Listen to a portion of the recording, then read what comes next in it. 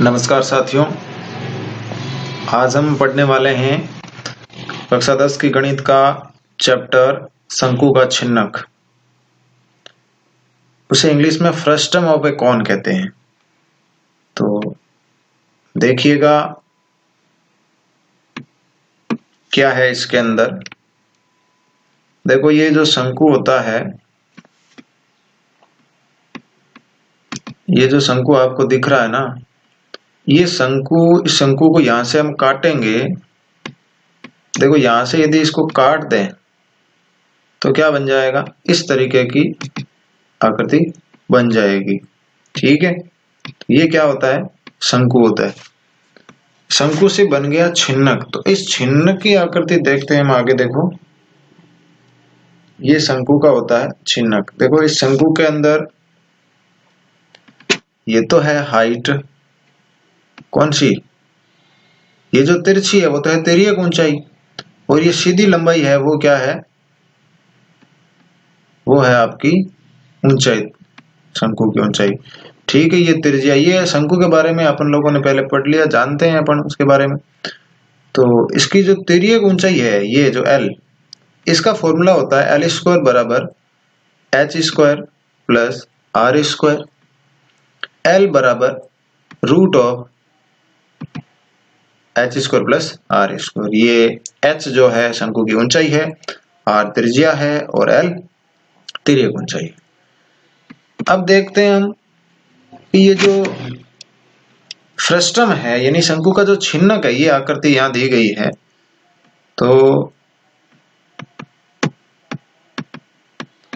जो ये छिन्नक है, छिन्नक के अंदर अपनी ये तो यहां से यहां तक की जो लेंथ है वो क्या हो जाएगी, H हो जाएगी, और इसी प्रकार ये जो क्या हो जाएगी, इसकी L हो जाएगी।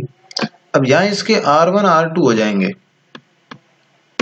जो बड़ा है, बड़ी त्रिज्या, जैसे मान लो यदि नीचे वाला बड़ा है तो वो R1 है, ऊपर वाला बड़ा है तो वो क्या हो जाएगा, R2 हो जाएगा। ठीक है, तो यहाँ जो L का फॉर्मूला होता है ना, वो क्या होता है, L equal to root of H square plus R1 minus R2 का होल स्क्वायर होता है। और यहाँ ये बात जरूरी है, इस बात का पूरा ध्यान रखें आप कि यहाँ क्या है, R1 R2 से बड़ा है तभी ये R1 माइनस R2 है। यदि R2 बड़ा होगा तो R2 माइनस R1 हो जाएगा। ठीक है, अब देखते हैं इसके सूत्र क्या है। देखो, ये सारे सूत्र आ गए इसके अंदर।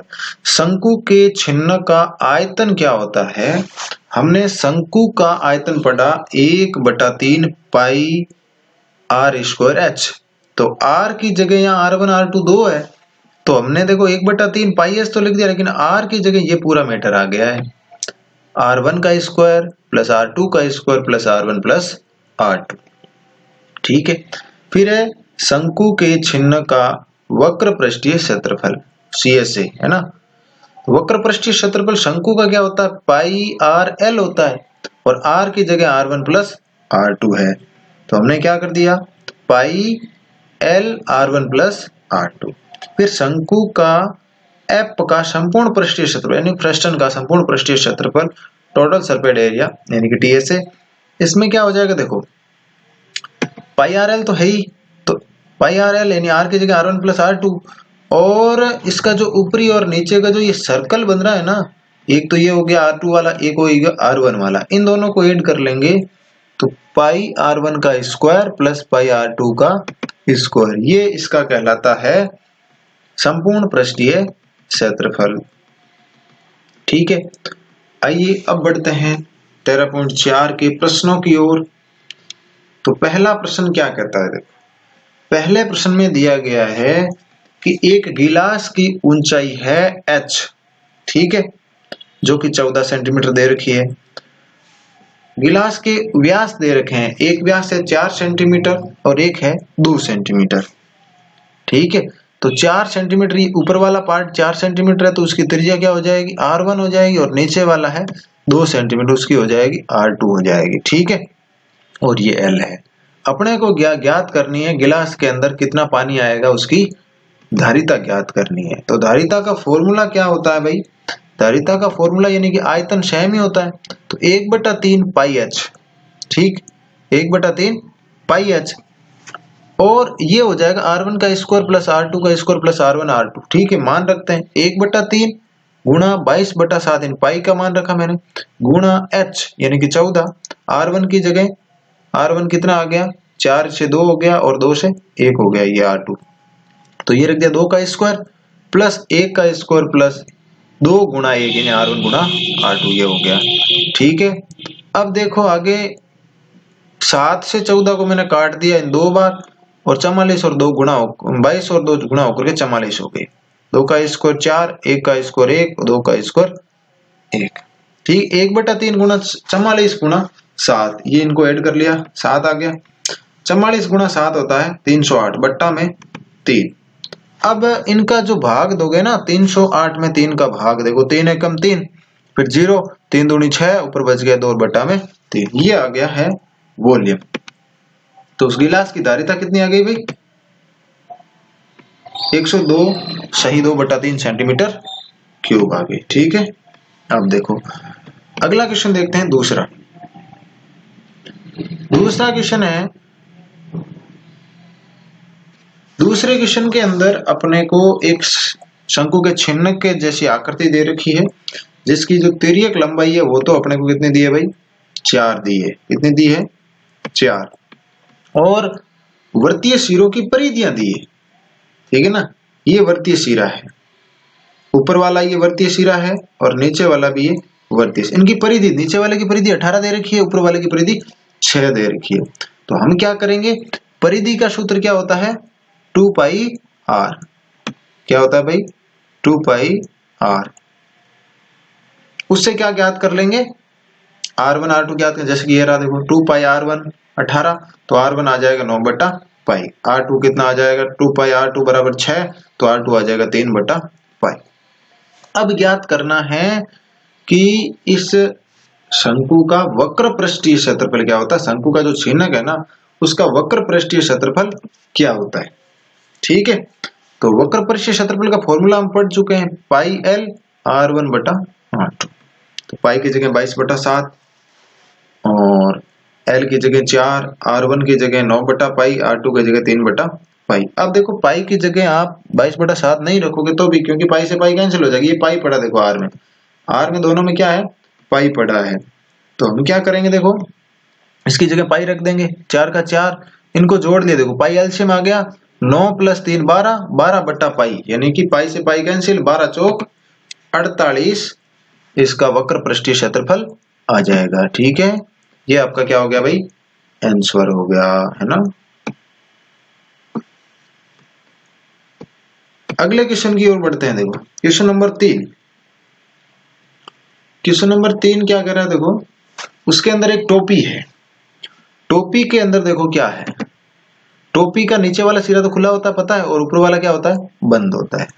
तो खुला सिरा जो है नीचे वाला, उसकी त्रिज्या अपने को दी गई है 10, यानी कि हमने लिख दिया R1 बराबर 10 और R2 बराबर ऊपर वाला जो सिरा जो बंद है उसकी त्रिज्या हो गई 4। तिर्यक ऊंचाई दे रखी है 15, ये जो तिर्यक ऊंचाई है यहाँ से यहाँ तक वो कितनी है भाई, 15 दे रखी है। अब अपने को ज्ञात करना है टोपी बनाने में कितना पदार्थ लगेगा, तो ये पदार्थ जो है वो कैसे ज्ञात होगा, उसको ज्ञात करने के लिए हम देखो इसका छिन्न का संपूर्ण पृष्ठीय क्षेत्रफल निकालेंगे। अब संपूर्ण पृष्ठीय में ये एक दिक्कत हो रहेगी, नीचे से तो खुला है, यानी नीचे कोई पदार्थ नहीं लगेगा, कोई कपड़ा नहीं लगेगा टोपी बनाने के लिए, तो नीचे वाला हम कैंसिल कर देंगे। तो देखो वक्र इसका संपूर्ण पृष्ठीय क्षेत्रफल का सूत्र क्या है, पाई L R1 + R2 + पाई R² 2 + पाई R² 1। इसको हमने हटाया है, क्यों हटाया इसको क्यों हटाया है, क्योंकि पदार्थ खुला है, नीचे से तो खुला है ना टोपी, तो इसको तो हम ऐड ही नहीं करेंगे, इसको क्या करेंगे, काट देंगे। तो इसको फॉर्मूला लगा दिया हमने, पाई L R1 + R2 + पाई R² 2। अब यहाँ 2 लेना है, खुला कौन सा है, नीचे वाला खुला है ना ये, तो अपने को इसको ही ऐड करना है, बाकी नहीं करना है, ठीक है। तो इसकी वैल्यू रखी हमने, पाई की जगह 22/7, L की जगह 15, R1 की जगह 10, R2 की जगह 4, ठीक है। तो 10 और ये 4 14 हो जाएंगे, और यहाँ पाई की वैल्यू 22/7 गुणा R2 4 है तो 4 गुणा 4 हो जाएगा 16। 16 को 22 से गुणा करेंगे 352 बट्टा में 7। इधर ये 7 से 14 कट गया 2 तो हो गया 22 गुणा 30। ठीक है, 22 गुणा 30 660 और इसका भाग दिया तो हो गया 50.20। तो टोटली इसका आंसर आ गया 710.28 सेंटीमीटर स्क्वायर। ठीक है, अब इसमें कुछ और दिया है शायद। इसमें क्या कहा है कि टोपी बनाने का जो टोटल अपने को पदार्थ पूछा है वो कितना हो जाएगा 710.2 सेंटीमीटर स्क्वायर। ठीक है, चलिए आगे बढ़ते हैं अगले प्रश्न की ओर। देखो अगला प्रश्न क्या है, प्रश्न नंबर 4। प्रश्न नंबर 4 में ये कहा गया है कि एक कोई बर्तन है जो ऊपर से खुला है, ठीक, और उसको दूध मापना ऐसा कुछ प्रक्रिया बता रहा है। तो ऊपर से खुला है और ऊपर की त्रिज्या अपने को दे रखी है 20 सेंटीमीटर। ये ऊपर की त्रिज्या ज्यादा है तो इसको हमने R1 मान लिया, नीचे की त्रिज्या 8 है जो कम है उसको हमने R2 मान लिया, और इसकी जो ऊंचाई है वो कितनी है 16। ठीक है, जो कि हमने फोटो के अंदर दिखाई है। L नहीं है इसमें, L अपने को ज्ञात करनी पड़ेगी। और देखो दो चीजें ज्ञात करनी, एक तो 20 रुपए प्रति लीटर की दर से दूध का मूल्य ज्ञात करना है, तो पहले दूध का आयतन ज्ञात करेंगे फिर मूल्य आएगा। ठीक है, दूसरी बात 8 रुपए प्रति 100 सेंटीमीटर स्क्वायर की दर से चादर का मूल्य ज्ञात करना। तो चादर संपूर्ण पृष्ठीय क्षेत्रफल से चादर आएगी, यानी संपूर्ण पृष्ठीय क्षेत्रफल याद करेंगे तभी चादर का मूल्य निकल पाएगा। तो सबसे पहले क्या करते हैं, हम अपने पास R1 पड़ा है, R2 पड़ा है, H पड़ा है, तो हम क्या ज्ञात कर लेते हैं, बर्तन में जितना दूध आएगा उसका क्या निकाल लेते हैं, आयतन निकाल लेते हैं। तो आयतन का सूत्र होता है 1/3 पाई H, R1 का स्क्वायर प्लस R2 का स्क्वायर प्लस R1 गुणा R2। तो वैल्यू रखा 1/3, पाई की जगह 22/7, H की जगह 16, R1 का जगह 20 स्क्वायर, R2 की जगह 8 स्क्वायर प्लस R1 20, R2 8 गुणा कर लिया। तो देखो 20 का स्क्वायर 408 का 64 और ये हो गया 20 गुणा 8 160 हो गया। इनको सबको जोड़ दिया, देखो 400 और ये हो गया 500, ये हो गया 600 और 24 हो गया ये टोटल। इन पूरा का ऐड कितना हो गया 624। ऊपर हमने क्या कर, देखो 22 गुणा 16 गुणा 624 और बट्टा में 7 तेरी 21। अब जो 21 है ना, 21 को और 624 का काट दिया तो कितना आ गया 208। ठीक है, और बट्टा में कितना आ गया 7। अब देखो कि इसमें क्या हो रहा है, 22/7 यानी 22 पड़ा है 7, 16 गुणा 208। अब प्रश्न में एक बात का हमने ध्यान नहीं दिया, प्रश्न में कहा है कि पाई बराबर 3.14 लेना है, तो हम 22/7 की जगह क्या कर देते हैं 3.14 कर देते हैं। ठीक है, और 208 को 16 से गुणा किया तो कितना आ गया 3328। ठीक है, इनका गुणा कर दिया तो आ गया 10,449.92 सेंटीमीटर क्यूब है। ये आयतन है ना इसलिए क्यूब आएगा। अब दूध है तो लीटर में निकालना होगा, तो हम जानते हैं कि 1000 सेंटीमीटर क्यूब बराबर होता है 1 लीटर। तो इसमें किसका भाग देते हैं 1000 का, तो आ जाएगा 10.449 लीटर। ये तो दूध की मात्रा ही। अब प्रश्न में अपने को देखो क्या पूछा था, प्रश्न में कहा था कि 20 रुपए प्रति लीटर की दर से दूध का मूल्य ज्ञात करना है। तो 1 लीटर का कितना रुपए लग रहा है भाई, 1 लीटर का मूल्य जो है दूध का है 20 रुपए। तो अपने पास है लगभग 10.5 है ना, 10.449 लीटर, यानी 10 लीटर और 449 मिलीलीटर दूध है। तो इसको गुणा करवा देंगे 20 गुणा 10.449, इसको डबल करोगे तो ये हो जाएगा 209। ठीक है, तो दूध का कुल मूल्य कितना हो जाएगा 209 हो जाएगा। अब इसमें अगली बात पूछी है कि इसको बर्तन को बनाने के लिए जो चादर लगेगी उसका अपने को क्षेत्रफल निकालना है। तो देखो क्या करने वाले हैं, चादर के लिए आपको पता होगा कि संपूर्ण पृष्ठीय क्षेत्रफल निकालना है, और संपूर्ण पृष्ठीय क्षेत्रफल निकालने के लिए अपने को चाहिए L, और L का सूत्र क्या होता है, L बराबर √h² plus R1 minus R2 का होल स्क्वायर, जहाँ की R1 क्या है बड़ा है। R1 हमने वैसे ही पहले ही बड़ा ही लिया था, R1 20 आ गया, R2 आ गया 8 और H है 16। 16 का स्क्वायर 256, 20 माइनस 8 12, 12 का स्क्वायर कितना आ गया 644। ऐड कर लिया 400, 400 का रूट कितना होता है 20, यानी कि L का मान अपने कितना आ गया भाई, सॉरी L का मान आ गया 20। ठीक, अब क्या है चादर का क्षेत्रफल निकालते हैं। अब आपको एक बात ध्यान रखना, पहले वाले प्रश्न की तरह इसमें भी चादर के अंदर जो बर्तन बना रहे हैं ना, बर्तन का ऊपर वाला मुंह क्या है, खुला है। तो क्या करेंगे, देखो pi L R1 plus R2, ये तो वक्र पृष्ठ हो गया। वक्र पृष्ठ के अंदर दोनों सिरे जोड़ेंगे तो संपूर्ण पृष्ठ आता है, लेकिन इसके अंदर ऊपर वाला जो मुंह है वो खुला है, तो हम ऊपर वाला नहीं जोड़ेंगे, इसको हटा देंगे, केवल R2 वाले को ही रखेंगे। तो ये वो अपना सूत्र हो गया pi L R1 plus R2 plus pi R2 का होल स्क्वायर। ठीक है, अब देखो वैल्यू रखते हैं। पाई की जगह 3.14, R1 L की जगह 20, R1 20 और R2 8, प्लस पाई की जगह 3.14 और R2 केवल कितना है 8, तो 8 8 64 हो जाएगा।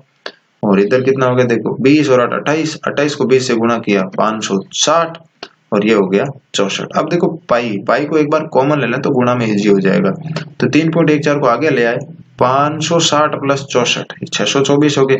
624 को 3.14 से गुणा करोगे तो अपना क्षेत्रफल जो है, चादर का क्षेत्रफल आएगा 1959.36 सेंटीमीटर स्क्वायर। ठीक, अब देखो,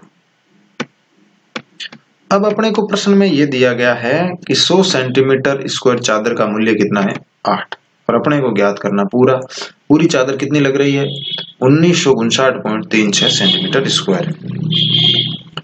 1959.36 सेंटीमीटर स्क्वायर चादर का मूल्य ज्ञात करने के लिए देखो क्या होगा, यहाँ एक एक नियम लगाएंगे। 100 सेंटीमीटर स्क्वायर चादर का मूल्य कितना है 8, तो एक का क्या आएगा 8/100, और 1959.36 सेंटीमीटर का कितना आ जाएगा, इसको मल्टीप्लाई करवा देंगे, तो 100 का भाग लगाया 19.59, 8 से गुणा किया 156.75 रुपए लगभग।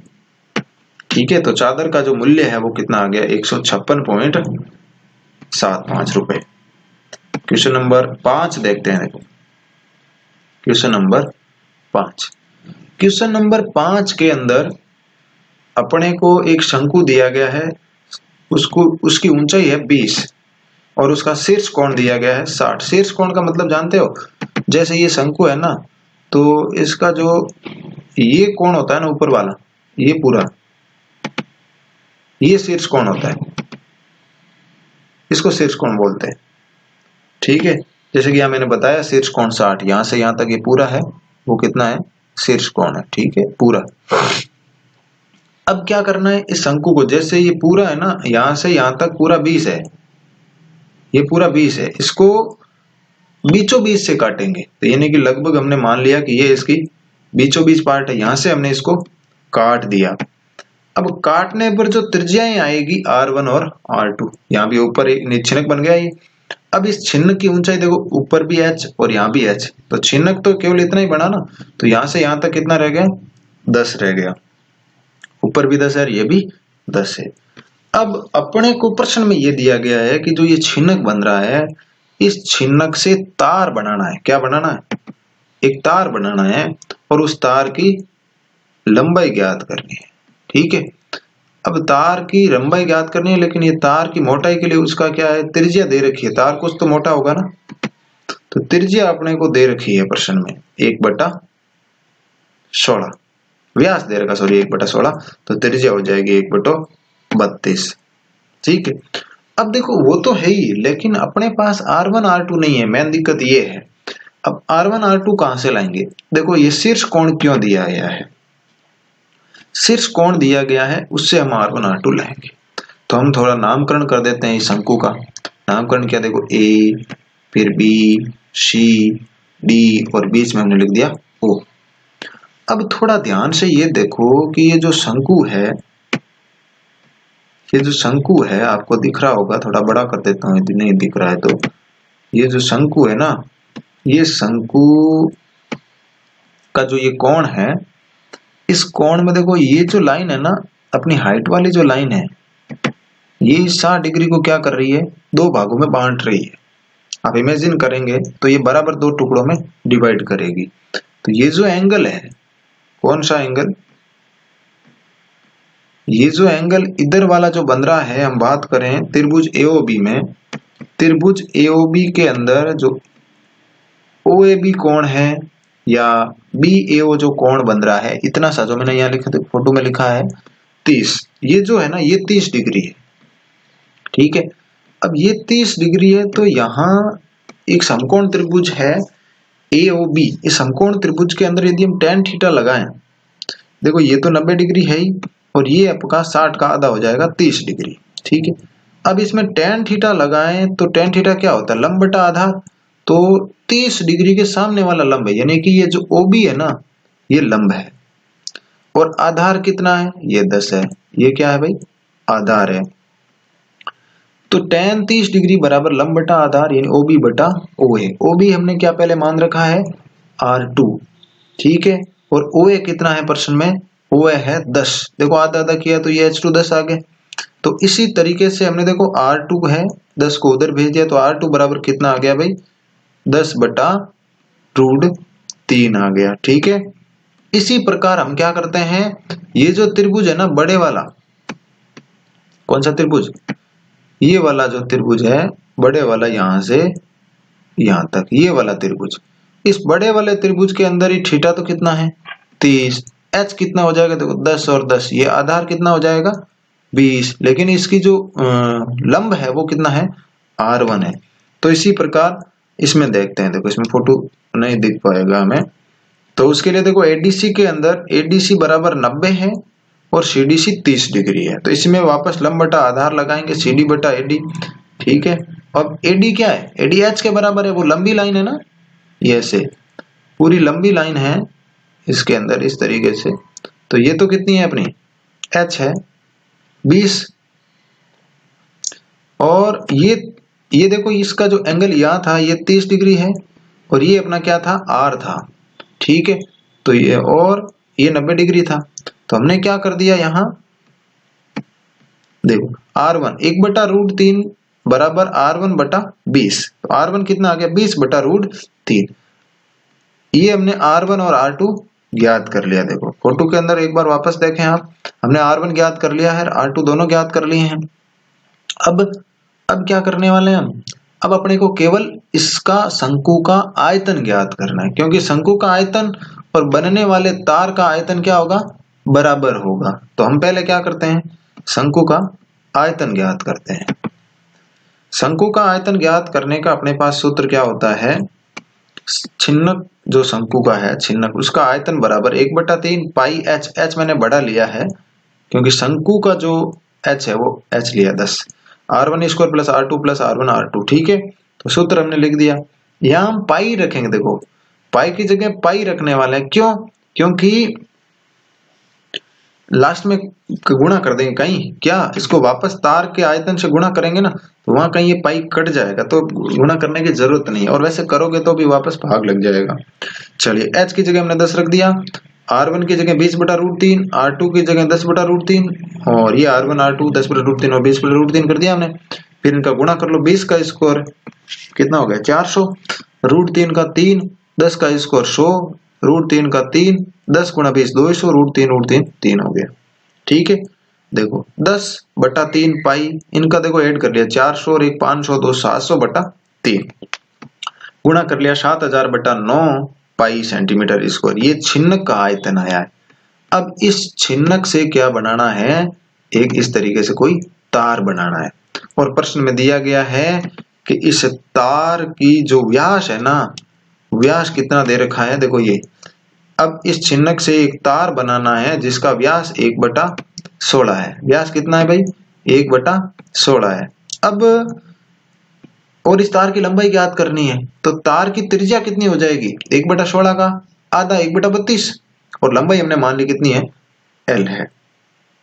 ठीक है, अब देखो, अब आपके माइंड में ये आना चाहिए कि ये जो शंकु का छिन्नक है, छिन्नक और ये तार, छिन्नक से ही तो तार बनने वाला है, तो इस छिन्नक का आयतन और तार का आयतन बराबर होगा, ये माइंड में आपके रखना है। तो हम क्या करने वाले हैं, तार का आयतन और छिन्नक का आयतन क्या करने वाले हैं, बराबर करने वाले हैं। ठीक है, ठीक है, तो इनको हम बराबर करते हैं। देखो अपन क्या कर लिया, तार का आयतन बराबर शंकु के छिन्नक का आयतन, तार का आयतन बराबर शंकु के छिन्नक का आयतन। ठीक है, अब देखो तो इसमें क्या हो जाएगा, तार का आयतन बराबर शंकु के छिन्न का आयतन करने के लिए हम क्या करने वाले हैं, देखो ये अपना हो गया कि तार का आयतन बराबर छिन्न का आयतन।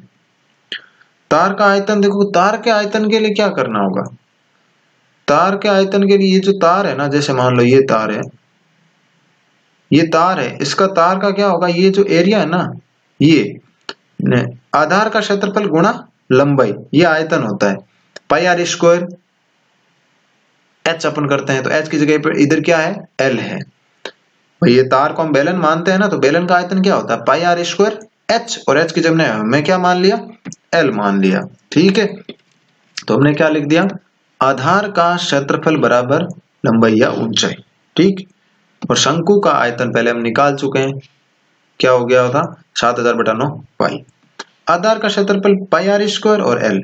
अब देखो पाई हमने इसलिए रखा था, ये जो पाई है ना, इस पाई से पाई को हमने काट दिया। आर की जगह कितना है, 1/32 है, 1/32 रख दिया, तो 1/32 गुणा 1/32 गुणा एल, इधर कौन है, 7000/9, पाई से पाई पहले कट चुका है। देखो अब एल बराबर क्या आ जाएगा, 7000/9 गुणा 32 गुणा 32, ये 32 को हमने उधर भेजे, ये बट्टा में तो ऊपर गुणा में चला गया। अब देखो यहाँ इसका सॉल्यूशन करते हैं। ठीक है, यहाँ इसका सॉल्यूशन करने के लिए क्या करेंगे हम, देखो यहाँ इसका हम सॉल्यूशन करते हैं। देखो तो ये हो गया आपको, देखो 7000 का 7000 हो गया, और 7000 का 7000 गुणा, देखो 32 गुणा 32 कितना कर दिया हमने, 1024 कर दिया, और बट्टा में 9 ही, 9 का भाग लगाया 1024 में, तो 113.78 हो गया। अब क्या किया हमने, 7000 को 113.78 से गुणा किया, तो ये आ गया 7964, सॉरी 796480, ये इसका मल्टीप्लिकेशन काफी बड़ा है, 0.00 सेंटीमीटर। अब मीटर में चेंज करना है अपने को तार की, तो मीटर में, वैसे सेंटीमीटर में रख सकते हो आप, है ना। मीटर में करने के लिए क्या करोगे, 100 का भाग लगाओगे तो पॉइंट थोड़ा इधर खिसक जाएगा, 7964.60 मीटर आ जाएगा। तो तार की लंबाई कितनी आ गई भाई, 7964.6 मीटर आ गई। ठीक है भाई, तो यहाँ हम लोगों ने क्या किया है, शंकु के छिन्नक पर सारी चीजें कवर की है। तो एक बार वापस शुरू से देखते हैं, शंकु का छिन्नक यानी फ्रस्टम ऑफ ए कॉन। शंकु का छिन्नक आप लोग जानते हैं कि भाई शंकु को काटने से ही तो आता है ना भाई। जैसे इस शंकु को हमने काटा तो क्या बना, छिन्नक बना। ठीक है, शंकु के छिन्नक, देखो शंकु से, ये शंकु के अंदर ये तिर्यक ऊंचाई होती है, और ये ऊंचाई है, ये त्रिज्या, ये शंकु का फॉर्मूला। लेकिन अब हम तो बात कर रहे हैं छिन्नक की।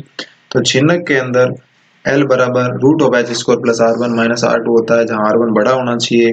फिर शंकु के छिन्नक का आयतन, आयतन का फॉर्मूला क्या होता है, 1/3 पाई h R1 का स्क्वायर प्लस R2 का स्क्वायर प्लस R1 R2।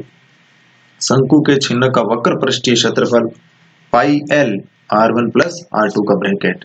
संपूर्ण पृष्ठीय क्षेत्रफल देखें तो पाई L R1 plus R2 plus pi R1 का स्क्वायर प्लस पाई R2 का स्क्वायर।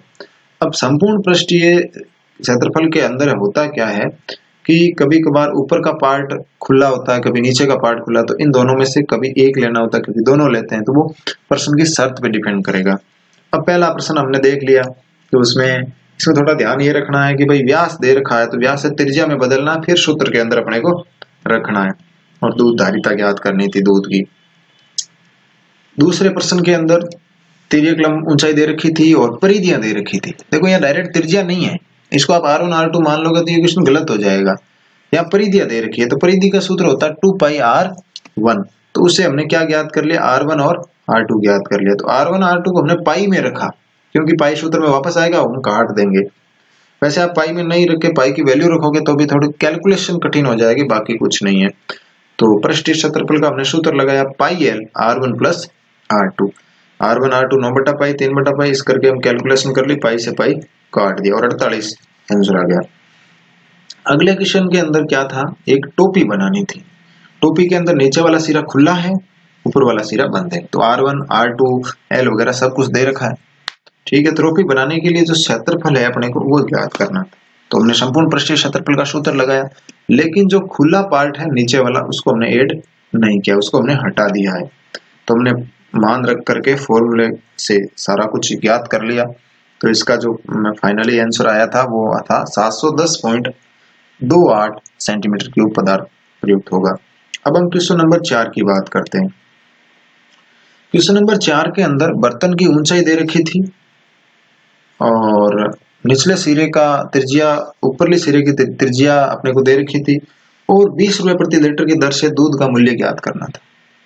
दूध का मूल्य ज्ञात करने से पहले अपने को दूध खुद कितना आएगा वो ज्ञात करना पड़ेगा, और दूध आयतन या दूध की मात्रा जो होती है वो आयतन होता है। तो हम बर्तन का क्या ज्ञात करते हैं, आयतन ज्ञात करते हैं पहले।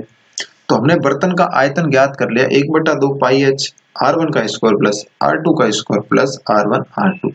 ठीक है, पर्सन में अपने पास H है, R1 है, R2 सब कुछ दे रखा है, तो मान रख लिया। वैल्यू आ गई अपनी पाई की जगह 3.14 लेकर के 10.449 लीटर। सेंटीमीटर क्यूब को हम 1 लीटर के अनुसार चेंज कर लेंगे। फिर अपने को प्रश्न में दिया गया 20 रुपए प्रति लीटर की दर से दूध का मूल्य, तो 1 लीटर का 20 रुपए लग रहा है, तो 10.5 लीटर का कितना लगेगा 209, तो दूध का रुपए तो इतना लगेगा। फिर ये कह रहा है कि भाई 8 रुपए प्रति 100 सेंटीमीटर स्क्वायर की दर से चादर का मूल्य ज्ञात करना। इसका चादर का मूल्य, तो चादर कैसे आएगी, चादर ज्ञात होगी संपूर्ण पृष्ठीय क्षेत्रफल से। अब संपूर्ण पृष्ठीय क्षेत्रफल में भी ये ध्यान रखना है कि जो बर्तन है ना, ऊपर तो उसके चादर लगा ही नहीं है ना, चादर या चादर जो भी है वो ऊपर तो लगा ही नहीं, ऊपर का तो खाली पड़ा है, तो हम ऊपर वाला जो इसका क्षेत्रफल है वो नहीं ऐड करेंगे। अब हमने सूत्र लिख दिया कि चादर का क्षेत्रफल बराबर pi L R1 plus R2 plus pi R2 का स्क्वायर प्लस पाई R1 का स्क्वायर। ये ऊपर वाला खुला इसको हटा देंगे, लेकिन सूत्र लगाने के बाद अपने माइंड में आया कि यहाँ तो एल चाहिए, तो सबसे पहले हम क्या ज्ञात करते हैं, एल ज्ञात करते हैं। एल का सूत्र होता है √H square plus R1 minus R2 का होल स्क्वायर, जहां R1 R2 से बड़ा होता है। वैल्यू रख करके हमने एल निकाल लिया 20। ठीक है, अब ये मान सारा हमने यहाँ इस चादर का क्षेत्रफल निकालने के लिए सूत्र में रख दिया संपूर्ण पृष्ठीय क्षेत्रफल वाले में, तो आंसर आ गया कितना 1959.36 सेंटीमीटर। अब प्रश्न में दिया कि 100 सेंटीमीटर चादर का मूल्य है 8 रुपए और अपने को तो ज्ञात करना 1959.36, 100 का इतना है तो 1959.36 सेंटीमीटर स्क्वायर का कितना होगा। तो पहले 1 का ज्ञात करेंगे, तो 1 का हो जाएगा 8/100 और 1959.36 से गुणा कर लेंगे, तो उत्तर आ जाएगा चादर का जो कुल खर्चा है वो 156.75 रुपए हो जाएगा। अंतिम क्वेश्चन है देखो पांचवा क्वेश्चन थोड़ा सा टेढ़ा है यदि आप सोचे तो, लेकिन ज्यादा वो नहीं है। आपको थोड़ा सा ध्यान रखना पड़ेगा कि शंकु के अंदर शीर्ष कोण क्या होता है। तो शीर्ष कोण ये होता है, जो यहाँ जो कोण बनता है ना वो पूरा का पूरा क्या होता है, शीर्ष कोण होता है। शीर्ष कोण 60 डिग्री है, तो जो ऊंचाई है ना वो ऊंचाई हमेशा शीर्ष कोण को 2 भागों में बांटती है, इधर भी 30 बनेगा इधर भी 30 बनेगा। यदि 60 था तो 30 हो गया, 50 होता तो 25 हो जाता। अब इसने कहा गया है कि शंकु की लंबाई तो टोटल तो 20 है, एकदम बराबर बीचों बीच से काटते हैं, बीचों बीच काटेंगे तो ऊपर भी 10 और नीचे भी 10। इस हिसाब से जो शंकु की ऊंचाई है वो कितनी हो जाएगी 10। अब मेन दिक्कत यह है कि R1 R2 नहीं दे रखा है। R1 R2 ज्ञात करने के लिए हम शीर्ष कोण का आधा 30 डिग्री काम लेकर के ऊपर भी एक समकोण त्रिभुज बनाएंगे, नीचे भी एक समकोण त्रिभुज बनाएंगे। हमने प्रश्नावली 9 के अंदर, प्रश्नावली 8 के अंदर इस प्रकार के बहुत सारे क्वेश्चन किए हैं, ये tan थीटा वाले। तो हम ऊपर वाले त्रिभुज AOB में tan 30 लगा करके R2 का मान ज्ञात कर लेंगे और बड़े वाले त्रिभुज ADC के अंदर tan 30 वापस 30 डिग्री रहेगा ऊपर भी, तो वो लगा करके हम वापस R2 का मान ज्ञात कर लेंगे। ठीक है, बस R1 R2 की हमने ज्ञात कर लिया, तो शंकु का आयतन ज्ञात करने का फॉर्मूला लगा देंगे। यहाँ H ध्यान रखना है, 20 नहीं लिखना है, H क्या है, शंकु के छिन्नक का जो ऊंचाई है वो है। फिर R1 R2 हमने ज्ञात कर ली, गुणा भाग करके हम छिन्न का आयतन ज्ञात कर लेंगे। ठीक है, छिन्न का आयतन ज्ञात हो गया। अब छिन्नक से अपने को एक तार बनाना है, छिन्नक से तार बनाना है। तो देखो तार की कुछ व्यास दे रखी है, तार का व्यास दिया मतलब तार कुछ तो बड़ा होगा, यानी कि बेलन जैसा होगा, और बेलन का आयतन जो तार है ना, बेलनाकार तार, उसका आयतन और शंकु का आयतन दोनों क्या होने वाले हैं, बराबर होने वाले हैं। तो इससे हम तार की लंबाई ज्ञात कर लेंगे। अपने को छिन्न का आयतन दे रखा है, छिन्न के आयतन को हम तार के आयतन के बराबर कर लेंगे। तार का आयतन अपने को पता है पाई आर स्क्वायर एच होता है, तो यहां हमने पाई आर एल मान लिया, एच की जगह एल, लंबाई ज्ञात करनी है ना तार की, तो इनको हमने देखो बराबर कर दिया। तार का आयतन बराबर छिन्न का आयतन। तार के आयतन को हमने सूत्र में लिखा आधार का क्षेत्रफल गुणा लंबाई, और छिन्न का आयतन क्या हो गया, अपने पहले निकाल चुके हैं हम, 7000/9 पाई, पाई आर स्क्वायर गुणा एल। देखो आधार का क्षेत्रफल गुणा लंबाई ऐसे कर सकते हो, या आप इसको बेलन मान करके पाई आर स्क्वायर एच कर सकते हो, एच की जगह एल है। आर अपने को पहले से दिया गया, डी दिया गया था 1/16, तो आर हमने 1/32 कर लिया, ये एल आ गया, उधर भेज करके एल का मान हमने निकाल लिया, कितना, सेंटीमीटर में निकाला, फिर हमने मीटर में चेंज कर दिया, तो तार की लंबाई कितनी आ गई, 7964.6 मीटर होगी। ठीक है साथियों, तो ये आपका छिन्न का टॉपिक कंप्लीट हो गया है। जो भी डाउट्स है वो आप कमेंट्स में लिखिएगा, या इस वीडियो को रोक करके लिखिएगा, जो भी है, जो भी समस्याएं हैं आपकी, उसका सॉल्यूशन किया जाएगा।